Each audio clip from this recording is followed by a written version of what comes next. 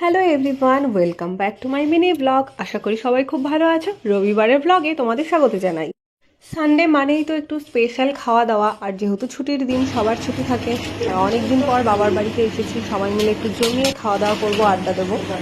Mutton মানেই একটা জমে যাওয়া ব্যাপার, আর যদি মায়ের হাতে রান্না হয় তাহলে তো আর কথাই নেই।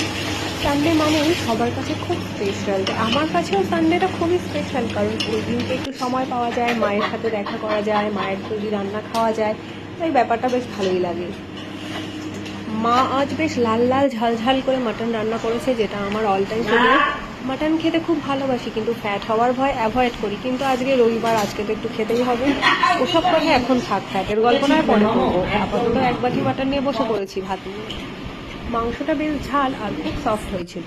মেনুতে ছিল ডাল, মাটন, চাটনি, পাঁপড়, মিষ্টি, রায়তা, কোল্ড ড্রিঙ্ক, সেটাও কিন্তু বাদ ছিল না। আর হ্যাঁ, সাথে অবশ্যই স্যালাড ছিল।